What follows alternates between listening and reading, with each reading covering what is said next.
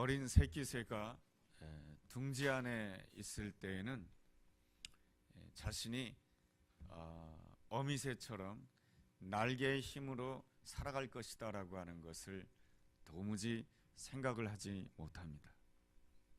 새끼새가 살아가는 삶의 방식이라고 하는 것은 둥지 안에서 어미새가 먹이를 갖다 주는 것으로 그저 먹고 둥지 안에서 살아가는 것이 새끼새의 삶의 전부라고 할 수 있을 것입니다. 그런데 어느 날 어미새가 이 새끼새를 둥지에서 떨어뜨리게 됩니다. 새끼새는 당황할 수밖에 없습니다. 왜냐하면 어미새는 항상 나에게 먹이를 갖다 주었고 항상 나를 보호해 주었고 항상 나를 보살펴 주었습니다. 그러한 점에 있어서 이 새끼새가 보았을 때 어미새는 자신의 삶의 전부였던 것입니다. 그런데 그 어미새가 그 새끼새를 둥지에서 떨어뜨리게 됩니다. 갑자기 허공에 떨어지는 그 새끼새, 너무너무 당황스럽고 너무너무 고통스럽고 너무너무 힘든 순간이고 또한 어미새를 향해서는 배신을 경험할 수밖에 없는 그 아픔의 순간이라고 할 수 있을 것입니다. 그런데 그 허공에 떨어지다가 자신도 모르게 날개가 파닥파닥거리는 것을 느끼게 됩니다. 그리고 어느새 자신도 날개의 힘으로 온 하늘을 날아다니는 자신의 모습을 발견하게 됩니다. 그래서 내가 날개의 힘으로 사는구나 라고 하는 것을 이제 깨닫게 되는 것이죠. 어미새는 가장 정확한 시간에 새끼새를 떨어뜨리는 것입니다. 이 어미새가 아무 때나 새끼새를 둥지에서 떨어뜨리는 것이 아닙니다. 이 새끼새는 지금 날아야만이 계속해서 하늘을 날 수가 있고 날개의 힘을 가지고 이 세상을 살아갈 수 있다라고 하는 것을 알기 때문에 그 새끼새를 그때 둥지에서 떨어뜨린 것입니다. 우리 그리스도인의 삶도 이와 비슷합니다. 하나님께서는 끊임없이 우리에게 성경을 통해서 우리에게 가르쳐 주십니다. 우리가 살아가는 삶이라고 하는 것은 믿음의 날개의 힘으로 살아가는 것이다 라고 말씀해 주십니다. 그래서 그 믿음을 잘 연단시키기 위하여서 하나님께서는 때때로 나의 삶의 둥지에서 나를 떨어뜨리게 됩니다. 그러면 우리는 당황하게 되고 내 삶이 어찌 될까 염려와 두려움 가운데 떨어지게 됩니다. 그렇지만은 하나님께서는 가장 정확한 시간에 나를 둥지에서 떨어뜨리시는 것입니다. 우리가 그 사실을 확신한다라고 한다면 우리는 우리의 삶 속에서 믿음의 날개짓을 가지고 믿음의 날개의 힘을 가지고 이 세상을 힘있게 살아가는 아름다운 사람, 복된 사람이 될 수가 있는 것입니다. 성경에서는 끊임없이 우리를 향해서 믿음으로 살라고 말씀해주고 있습니다. 오늘 우리가 읽은 요한복음 20장 27절 하반절에도 이런 말씀이 있습니다. 믿음이 없는 자가 되지 말고 믿는 자가 되라. 29절 하반절에도 이러한 말씀이 있습니다. 믿는 자들은 복되도다 라고 말씀해주고 있습니다. 믿음으로 살아야 된다라고 하는 것입니다. 그렇다고 해서 하나님께서는 우리로 하여금 무조건 믿으라고 하시는 것이 아닙니다. 만약에 우리의 믿음이라고 하는 것이 무조건 믿고 맹목적으로 믿는 것이라고 한다면 하나님께서는 결단코 우리에게 성경 66권을 주지 아니하였을 것입니다. 하나님께서 우리에게 성경 66권을 주신 이유는 우리로 하여금 누구를 믿어야 될지 어떻게 믿어야 될지를 구체적으로 가르쳐 주기 위하여서 하나님께서는 우리에게 성경 66권을 주신 것입니다. 그렇다라고 한다면 하나님께서는 오늘 본문 말씀을 통해서는 우리가 무엇을 믿어야 된다라고 말씀해주고 있습니까? 요한복음 20장 말씀을 통해서는 하나님께서 우리에게 주시는 그 말씀은 예수 그리스도께서 부활하셨다라고 하는 것입니다. 예수 그리스도께서 나를 위하여 십자가를 지실 뿐만 아니라 3일 후에 우리를 위하여 부활하셨다라고 하는 것입니다. 예수님께서 우리를 위하여 십자가 지신 이유가 무엇입니까? 그것은 바로 하나님께서 우리에게 은혜를 주시기 위한 것입니다. 여러분, 은혜란 무엇이겠습니까? 한마디로 말한다라고 한다면 임마누엘이라고 할 수가 있을 것입니다. 임마누엘의 뜻이 무엇입니까? 하나님이 우리와 함께 하신다라고 하는 것입니다. 하나님은 이 함께하는 그 아름다움을 너무너무 잘 알고 계십니다. 우리는 함께하는 것이 쉽지 않다라고 하는 것을 알 수가 있습니다. 내 안에 자기중심적인 마음 때문에 또 내 안에 그 욕심 때문에 이 함께 살아가는 것이 쉽지가 않습니다. 그래서 우리 안에는 늘 갈등이 있고 상처가 있고 아픔이 있습니다. 그렇지만은 우리 하나님께서는 본래 이 함께 살아가는 것을 너무너무 기뻐하십니다. 그래서 하나님은 어떻게 존재하시는 하나님이시냐면은 삼위일체 하나님으로 존재하시는 하나님이십니다. 성부 하나님, 성자 하나님, 성령 하나님, 세 분 하나님이 함께 있음으로 인해서 그 함께 있음의 그 기쁨을 누리시는 분이 바로 우리가 섬기는 놀라우신 하나님이십니다. 하나님께서는 이 기쁨이 자신들만의 기쁨으로 있기를 원하지 아니하시고 이 기쁨이 흘러 넘치기를 원하셨던 것입니다. 그래서 하나님께서는 우리 인간을 창조하신 것입니다. 이 함께하는 그 기쁨이 얼마나 큰지 하나님께서는 우리 인간과 함께 누리기를 원하셨던 것이죠. 그래서 하나님께서는 우리 인간을 창조하실 때에 하나님의 형상으로 창조하신 것입니다. 동물들은 하나님의 형상대로 창조되었다라고 말씀하고 있지 않습니다. 오직 인간만이 하나님의 형상대로 창조되었다라고 하는 것입니다. 하나님의 형상대로 창조되었다라고 하는 것은 무엇이겠습니까? 그것은 바로 하나님과 교제할 수 있는 그러한 존재가 되었다라고 하는 것입니다. 성부 하나님, 성자 하나님, 성령 하나님, 세 분 하나님이 함께 있음으로 인해서 그 함께 있다라고 하는 그 자체가 너무너무 기쁘고 그 세 분 하나님이 하나가 되었다라고 하는 것이 너무 즐겁고 너무 기뻐서 이러한 함께함의 기쁨, 함께 살아가는 기쁨, 하나가 되는 그 기쁨이 얼마나 큰지 인간과도 함께 누리기를 원하셨던 것입니다.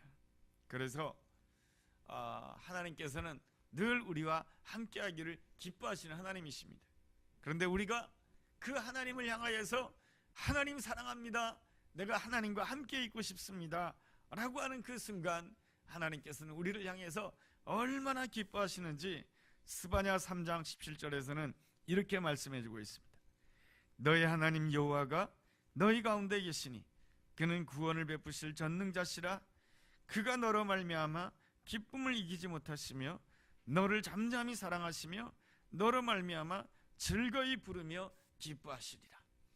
우리가 하나님, 내가 하나님을 사랑해요, 하나님을 더 가까이 하고 싶어요 하는 그 순간에 하나님께서는 우리를 보시면서 너무 기뻐하시고 어떻게 기뻐해야 될지 모를 정도로 하나님께서는 기뻐하신다라고 하는 것입니다.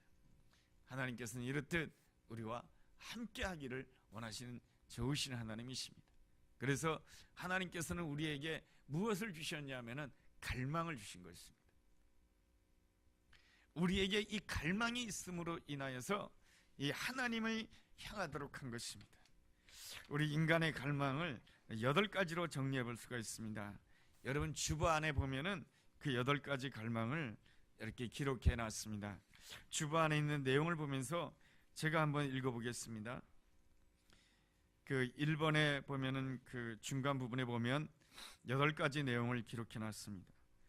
사람에게는 인정받고 싶은 갈망이 있습니다. 사람은 인정받을 때에 자신의 가치를 소중하게 생각하게 됩니다. 또 사람은 용서받고 싶은 갈망이 있습니다. 인간은 모든 면에서 완전하지 않습니다. 그러기에 인간은 늘 용서받아야 되는 것입니다. 용서하고 용서받을 때 사람은 자유를 누리게 됩니다. 그 다음에 세 번째로는 이해받고 싶은 갈망이 있습니다. 우리 모두에게는 연약함이 있기 때문에 비판받기보다는 이해받고 싶어 합니다. 또 칭찬받고 싶은 갈망이 있습니다.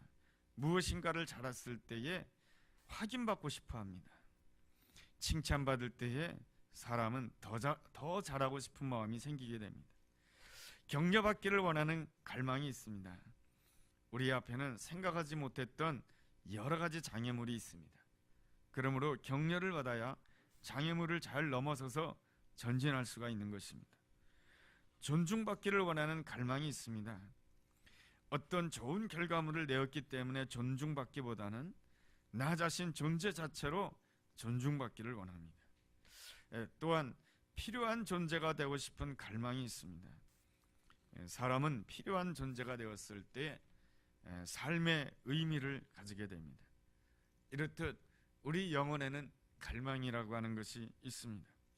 이 갈망은 하나님께서 이 갈망을 주신 이유는 하나님만이 그 갈망을 채울 수 있다라고 하는 것을 알려주시기 위한 것입니다. 그런데 사람들은 하나님을 떠나서 자기 스스로 이 갈망을 채우려고 합니다. 내 힘으로 인정받고 싶어하고 내 능력으로 칭찬받고 싶어하고 그리고 내가 무엇인가를 잘 이룸으로 인해서 나 스스로 필요한 존재가 되고 싶어 합니다. 그러다 보면 하나님을 떠나서 점점 자기 자신을 크게 만들려고 합니다. 자기 자신을 크게 만들려고 하게 되면은 야고보서 1장 14절에 있는 말씀처럼 자기 욕심에 끌리는 자가 됩니다. 자기 욕심에 끌리는 자가 되면은 무엇에 빠지는 자가 되냐면은 유혹에 빠지는 자가 됩니다. 유혹에 빠지는 자가 되면은 어떤 사람이 되냐면은 죄를 낳는 자가 됩니다. 죄를 낳는다라고 하는 것은 그 마음 가운데 죄가 자리를 잡는다라고 하는 것입니다. 그 마음 가운데 죄가 자리를 잡게 되면은 그 마음에서 죄가 자꾸만 성장하게 됩니다. 그래서 죄가 굉장히 많아지게 되는 것이죠. 그래서 마지막에는 무엇을 낳게 되냐 하면은 사망을 낳는다라고 야고보서 1장 14절에서 말씀해 주고 있습니다. 여러분, 이러한 야고보서 1장 14절을 읽어본다라고 한다면 우리가 자기 욕심에 끌렸다고 해서 곧바로 사망을 낳는 존재, 자기 욕심에 끌렸다고 해서 곧바로 사망에 이르는 그러한 존재가 되지 않는다라고 하는 것을 우리는 성경을 통해서 알 수가 있습니다. 자기 욕심에 끌리게 되면 유혹에 빠지고 유혹에 계속해서 빠지면은 죄를 낳게 되고 죄를 낳게 되면은 그 다음에는 죄가 장성함으로 인하여서 그의 삶이 사망에 이르게 된다라고 하는 것입니다. 이것은 이 자기 욕심서부터 사망에 이르기까지 각 단계가 있다라고 하는 것입니다. 자기 욕심에 끌리는 단계, 유혹에 빠지는 단계, 죄를 낳는 단계, 죄가 성장하는 단계, 그 단계를 거쳐야 어떤 단계에 이르게 되냐면은 사망에 이르는 단계에 이르게 된다라고 하는 것입니다. 성경에서는 왜 이렇게 단계를 설명하고 있는가? 그것은 바로 하나님께서 단계마다 하나님께서 간섭하시고 하나님께서는 단계마다 하나님께서 함께 해주시고 단계마다 하나님께서는 돌아서기를 원하신다라고 하는 것입니다. 하나님이 제일 원하는 것은 자기 욕심이 끌릴 때에 돌아서서 하나님 앞으로 나오는 것이고, 그렇지 못했다 할지라도 유혹에 빠졌을 때라 할지라도 하나님께 돌아오기를 원하시고, 그렇지 못할다 할지라도 그 마음 가운데 자기 죄악이 자기 힘이 자리를 잡은 그 상황 가운데서도 예수 그리스도의 십자가만 본다라고 한다면 하나님께 돌아올 수 있다라고 하는 것이며, 그의 마음 가운데 죄가 장성해서 다른 사람들을 보기에 저 같은 죄인이 어떻게 구원받을 수 있을까, 그 상황 속에서도 예수 그리스도의 십자가를 바라본다라고 한다면 여호와께 돌아올 수 있다라고 하는 것이 하나님의 기다리심이요 하나님의 인내하심이며 하나님께서 우리와 함께 하시기를 원하시는 하나님의 놀라운 은혜다라고 하는 것입니다. 이 놀라운 은혜를 베풀기 위하여서, 이 놀라운 역사가 우리 가운데 일어나도록 하기 위해서 하나님께서는 자신의 아들 예수 그리스도를 십자가에 내어놓으셨다라고 하는 것입니다. 우리가 자기 욕심에 끌리고 우리가 유혹에 빠지고 우리의 심령 가운데 죄가 자리를 잡고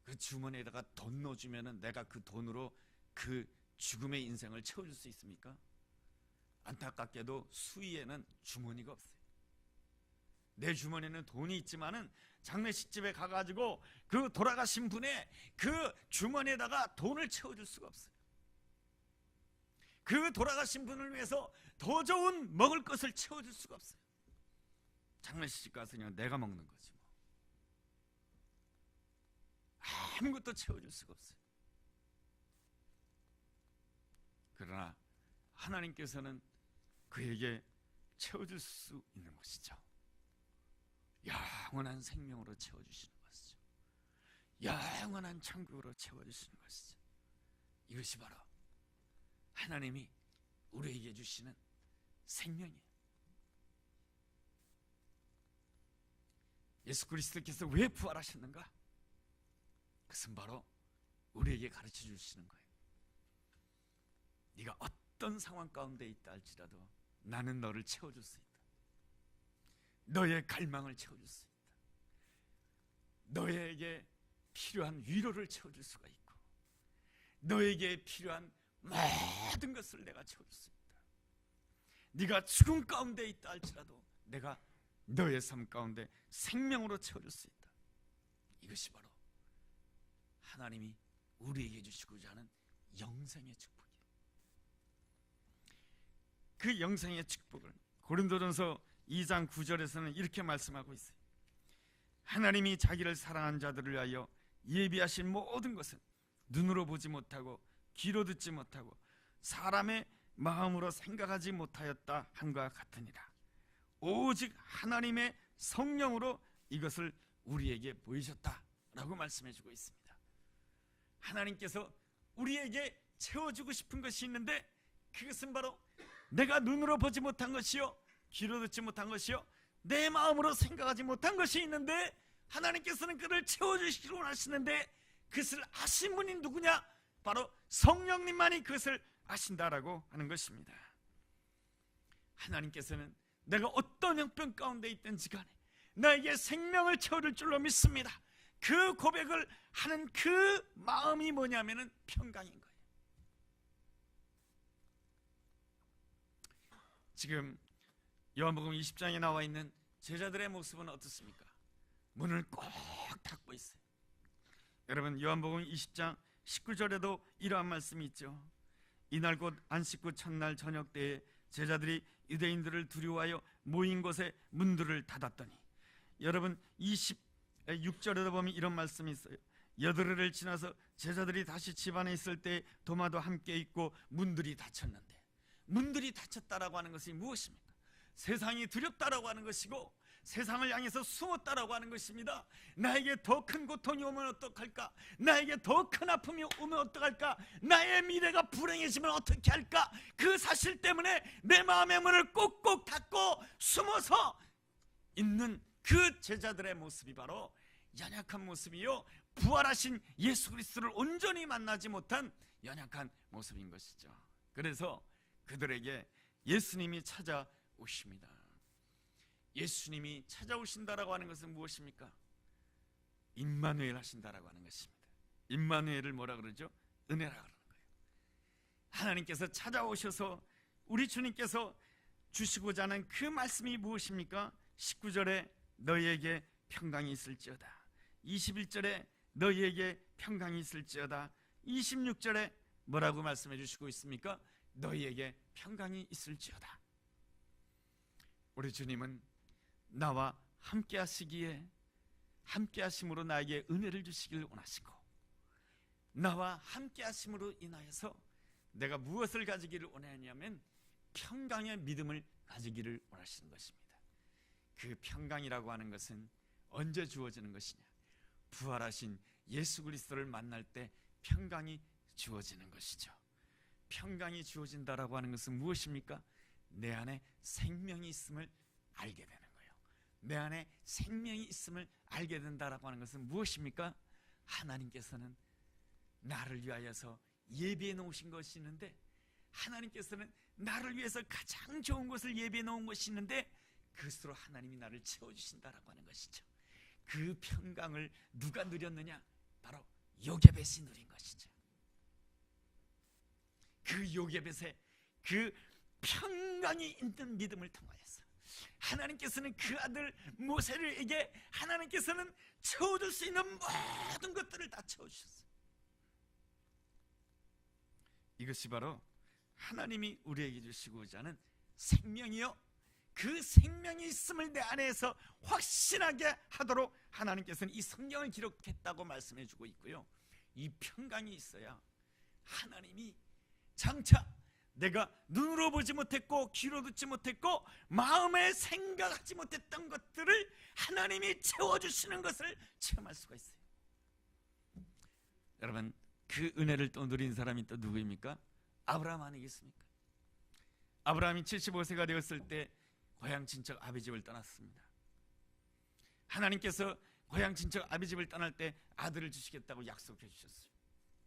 그런데 10년이 지나도 아무 일도 일어나지 않아요. 이 아브라함에게는 갈망이 있었어요. 아들을 갖고 싶다. 그 갈망은 누가 채워줄 수 있습니까? 하나님만이 채워줄 수 있습니다. 그런데 하나님은 나에게 응답해 주지 않는구나, 그 생각 때문에 내가 원하는 것은 내가 채워야지. 그래서 내가 원하는 대로 하갈을 취하여서 이스마엘을 낳게 됩니다. 그러나 그 이스마엘은 하나님이 원하시는 약속의 아들이 아니었습니다. 아브라함은 실패했습니다. 믿음에 실패했던 것이죠.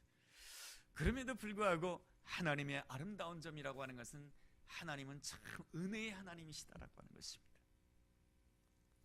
내가 자기 욕심에 끌릴 때도 하나님께서는 나를 향해서 손을 내밀며 사랑하는 나의 아들아 내게로 돌아오라 말씀하시는 하나님이시며, 내가 미혹에 빠질 때에도 사랑하는 나의 아들아 내게로 돌아오라고 말씀해 주신 분이며, 내 심령에 죄악이 자리를 잡을 때에도 아들아 나에게로 돌아올 수 없느냐, 내 심령 가운데 죄악이 장성할 때에도 하나님께서는 나에게 손을 내밀면서 나에게 돌아오라고 말씀해 주신 분이 나와 함께 하시는 은혜로우신 하나님이신 것입니다.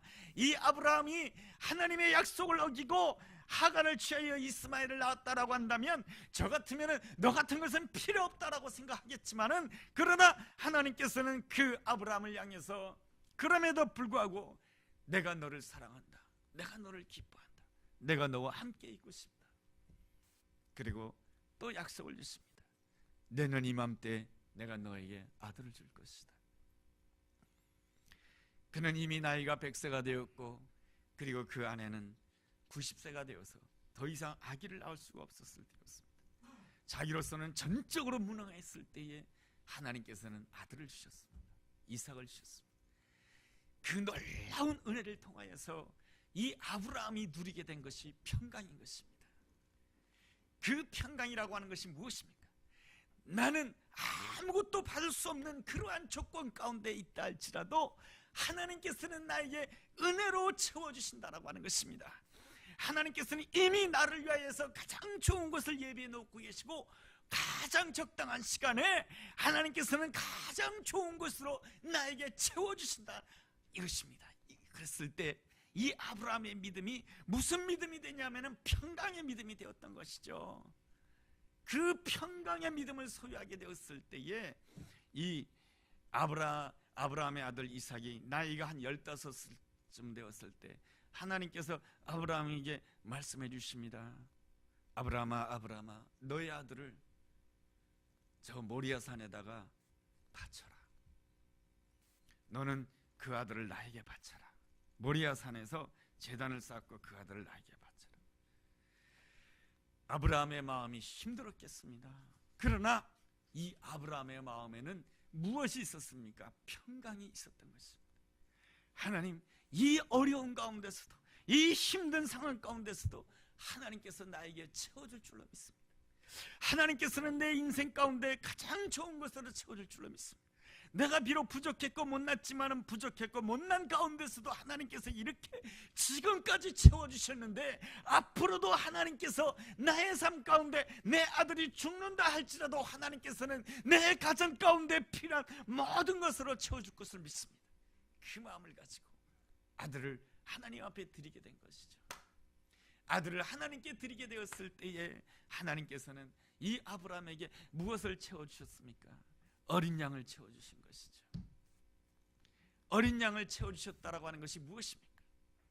그것은 하나님 아버지의 마음을 채워주셨다라고 하는 것입니다. 하나님께서는 이미 작정하고 계셨던 것입니다. 이 땅에 있는 모든 죄인들을 구원해 주시기 위해서 어린 양이 되신 예수 그리스도를 십자가에 내어놓기를 이미 하나님께서 작정하셨던 것입니다. 그래서 아브라함 앞에서 그 어린 양을 보여주심으로 인하여서 하나님께서는 이 아브라함에게 무엇을 보여주셨냐면은 자신의 아들까지도 이 세상에 내어놓음으로 인해서 이 세상을 구원하겠다라고 하는 그 하나님의 긍휼의 마음을 보여주신 것입니다. 그러므로 이 아브라함의 마음속에서는 무엇이 채워졌느냐? 하나님 아버지의 마음이 채워진 거예요. 그러니까 이 아브라함이 순종하다가 무엇을 보게 됐냐면은 하나님 아버지의 마음을 보게 된 거예요. 그랬을 때 하나님께서는 아브라함에게 이렇게 말씀해 주시죠. 이제야 네가 나를 경외하는 줄 알겠노라. 내가 너를 축복하노라. 너를 통해서 온 세상이 축복을 받을 것이다. 여러분, 하나님께서는 우리에게, 예수 그리스도께서는 우리를 위하여 부활하심으로 인하여서 나에게 생명을 주셨음을 말씀해 주십니다. 그 생명이라고 하는 것은 하나님께서는 나에게 모든 것을 채워줄 수 있는 놀라우신 분이시다라고 하는 것입니다. 하나님께서 채워주실 때에 내가, 하나님께서 나에게 가장 채워주시기를 원하시는 것이 무엇이냐면은 아버지의 마음을 채워주기를 원하시는 거예요. 우리가 기도하고 하나님 앞에 부르짖을 때에 내 심령 가운데 아버지의 마음이 채워진다라고 한다. 그래서 내가 내 옆에 있는 사람을 향해서 나의 마음을 전달해 주는 것이 아니고 하나님 아버지의 마음을 전달할 수 있다라고 한다면, 내 자녀이지만은 내 자녀를 향한 나의 마음을 전달해 주는 것이 아니고 아버지의 마음을 전달할 수 있다라고 한다면, 내 이웃이지만 나의 성도이지만은 내 생각을 전달하고 내 마음을 전하는 것이 아니고 그에게 향하신 하나님 아버지의 마음을 전달해 줄 수 있다라고 한다면, 주님, 나를 향해서 문틈을 조금이라도 열어주십시오. 그래서 나로 하여금 그 문틈이 조금 열린 그 문틈을 통해서 아버지의 마음이 어떤지를 내가 알기를 원합니다. 이것이 바로 하나님이 우리에게 주신 영생의 복으로 말미암아 주어지는 가장 큰 축복 아니겠습니까? 그래야 우리는 어떤 사람이 되느냐 하면 요한복음 20장 21절에 이런 말씀이 있어요. 너희에게 평강이 있을지어다. 아버지께서 나를 보내신 것 같이 나도 너희를 보내노라. 내 안에 평강의 믿음이 있게 되었을 때에 나는 아브라함처럼 아버지의 마음을 살짝 엿보는 자가 되는 거예요. 아버지의 마음을 살짝 엿봄으로 인하여서 내가 내 옆에 있는 사람을 향해서,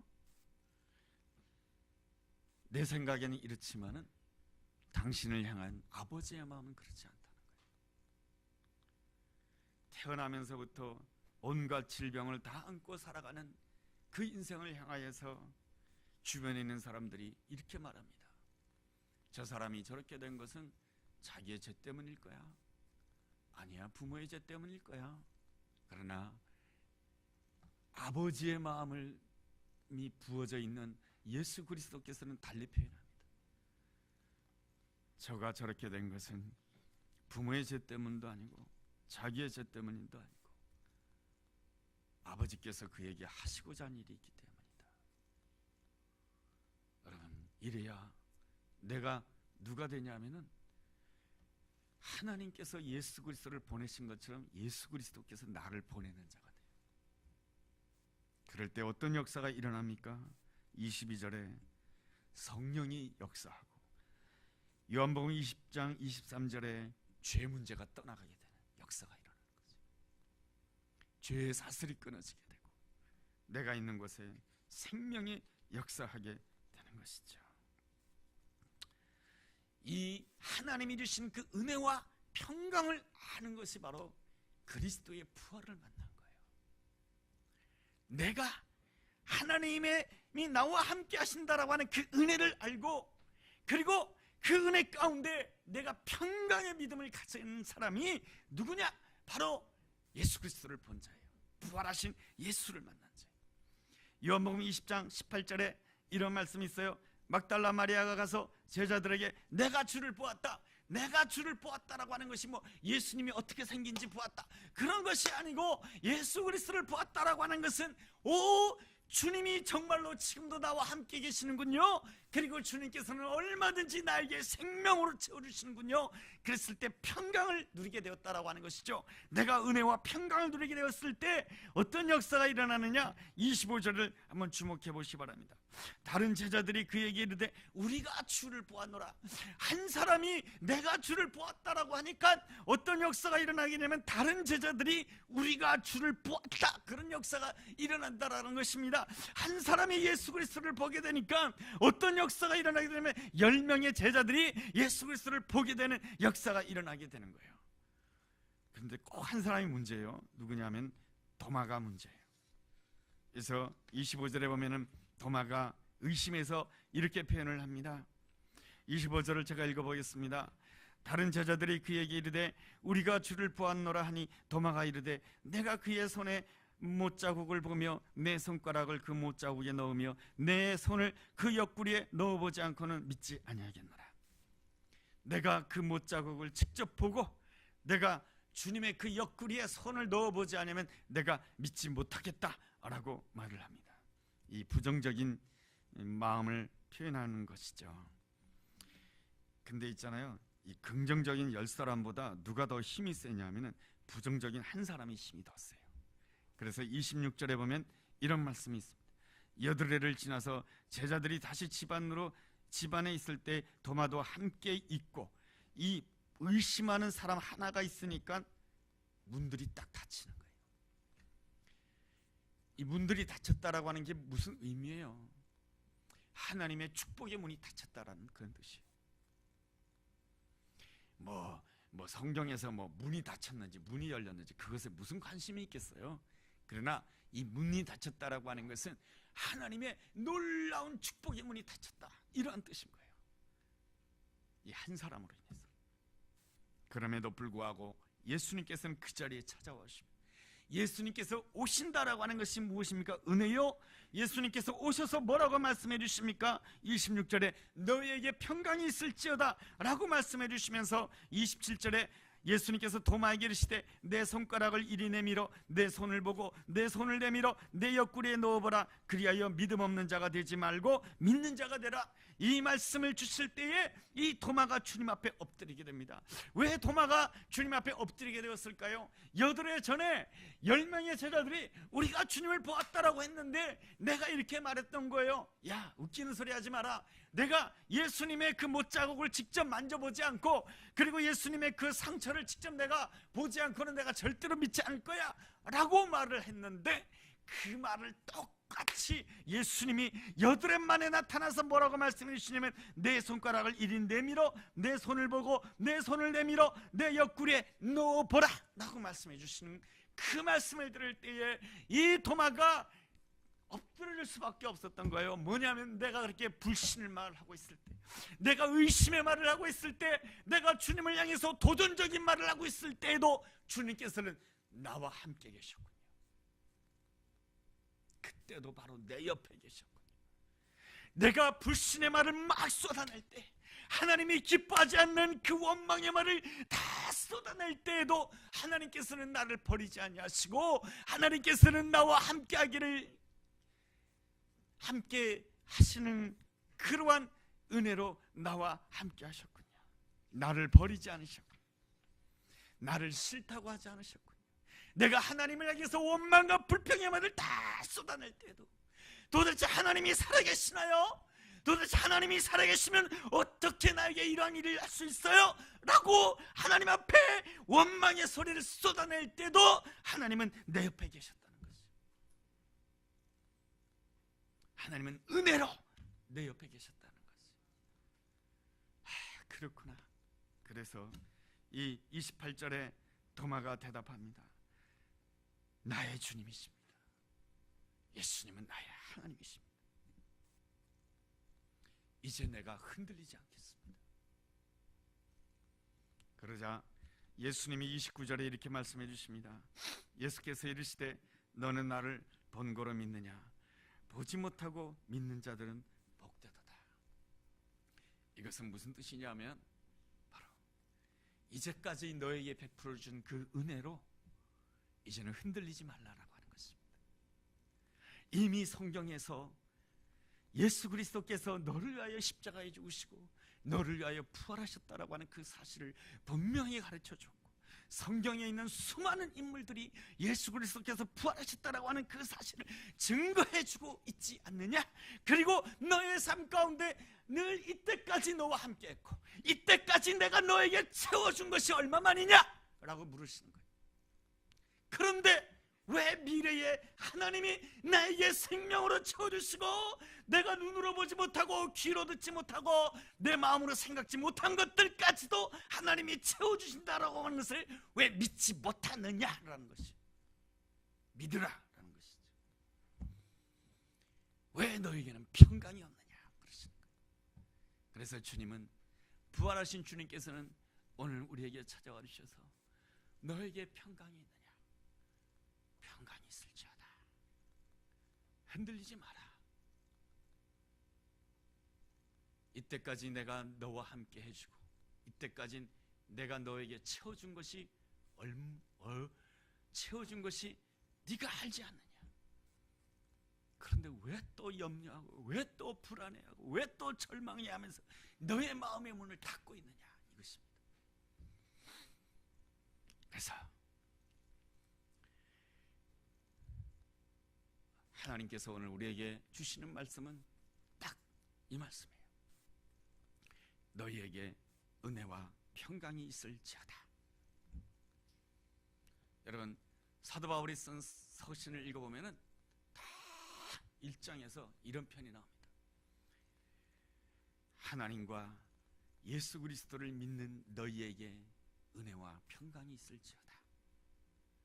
베드로전서, 베드로후서도 읽어보면 1장에 꼭꼭 이런 편이 나와요. 하나님과 주 예수 그리스도를 아는 너희에게 은혜와 평강이 더욱 많을지어다. 이런 편이 나와요. 하나님이 부활하신 그리스도께서 오늘 우리에게 말씀해 주고 계시는 것이요, 너희에게 은혜와 평강이 있을지어다. 하나님이 나와 함께 하시기 때문에 내가 하나님의 자녀가 되었고, 그리고 하나님은 예수 그리스도께서 부활하심으로 인하여 너가 죽음 가운데 있다 할지라도 내가 너에게 생명으로 채워주겠다. 네가 생각지 못했고 네가 눈으로 보지 못했고 네가 귀로 듣지 못했던 것을 내가 예비하고 있다. 내가 채워주겠다. 오 주님, 주님께서 이 모든 상황 가운데서도 가장 좋은 것으로 채워주십니다. 내 안에 있는 이 평강 흔들리지 않게 하여 주옵소서. 그럴 때 우리가 주님께 보냄을 받는 자가 돼요. 그럴 때 내가 주님의 마음을 조금이라도 느끼는 자가 돼요. 그럴 때 내가 내 옆에 있는 사람에게 주님의 마음을 전하는 자가 돼요. 그러면 어떤 역사가 일어납니까? 요한복음 20장 23절에 있는 말씀처럼 죄악이 떠나가고 하나님의 영광이 임하게 될 것을 믿습니다. 우리 함께 기도하는 시간을 가지겠습니다.